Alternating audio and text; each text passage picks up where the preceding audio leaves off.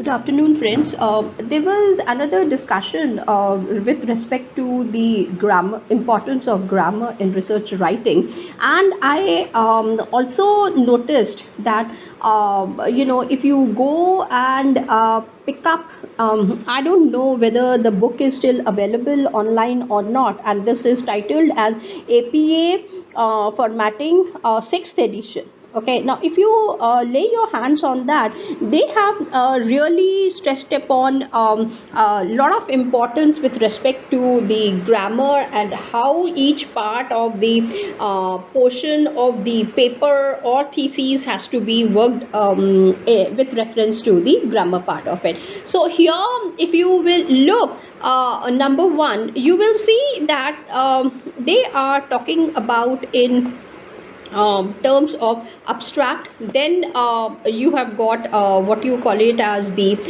introduction. Then you can carry forward with the help of I would say related work. We will see what they are. Methods, experiments, results, discussion and conclusion. Again, I'm repeating out here, and you will see that they are basically talking about, I would say, number one on the part of it is abstract that you can look up, and they say that it has to be in past tense exclusively when you're writing the abstract. When it comes to the introduction, now the question arises, what about the titles? Now I would be discussing even that one also, and I thought whatever I have discovered into, I'm sharing it, all these things, so that it would be useful to each one of you also side by side. And with the titles there is a complete a different discussion which I'll be taking you through. For that, introduction has to be exclusively in the present tense, and if you are good at the tenses, you will understand what the things are there. Now if you are talking about the related work, it has to be in the past tense. Now the question arises, Ramni ma'am, what do you mean by related work out here? This I can say, you can think about in terms of ROL.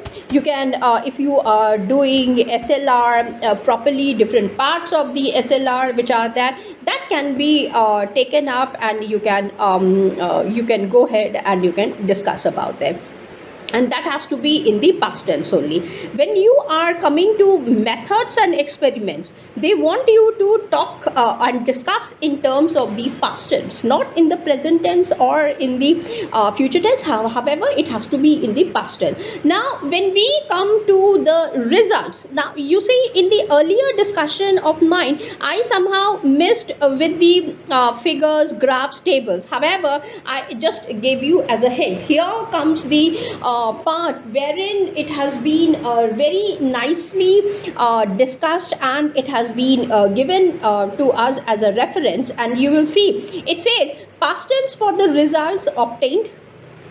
In the sense, let's say you have completed with your analysis, let's say in quantitative, and now you are discussing about the results part, that has to be taken care in the past tense exclusively.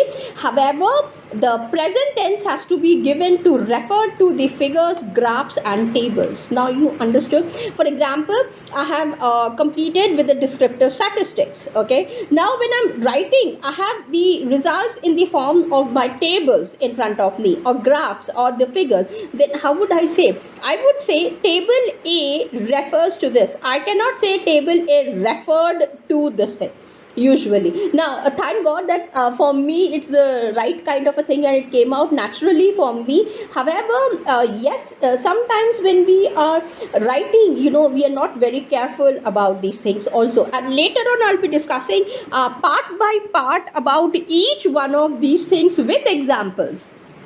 Okay, and we will understand and see how the abstract has been written, how introduction has been taken care of, how ROL, SLR is taking care, methods and experiments, results, along with the some kind of a reviews which have been come up through the editor or somebody else. That also you can have a look at it. Now when the moment we come over to the discussion, remember present tense to explain the significance of the results, that is mandatory, and kindly remember it.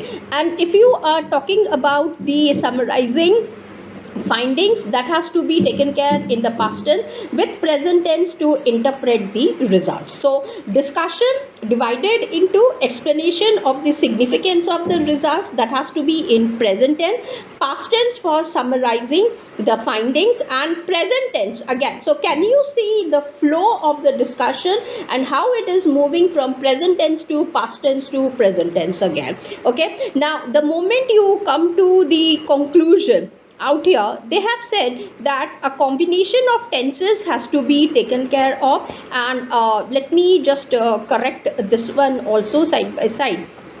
When they are talking about the combination of tenses to highlight past research and future direction. When it is past research, obviously it has to be in past tense. Future directions, this will be taking place in the future tense for you. So this is a small thing that I wanted to share with each one of you, so that you are aware as to what part of your paper or thesis. Now there would be a separate video from my side wherein I'll be discussing about a dissertation, how the grammar flows into it, how the grammar is flowing in the thesis as well as when you're writing a paper. So these things would be coming in along with the choices of the words that are there for us, so that it becomes much more easier for each one of you to remember and to write it down. You can make a small cheat sheet like I have done, and you can place it on your study table right across your eyes, so that the moment you're writing, you are able to be in that contact, you know, with the cheat sheet, and then you can carry forward with your research work. So this is a small video presentation on this one. Let me come up with yet another one. Till then, thank you for watching. Take care. Bye.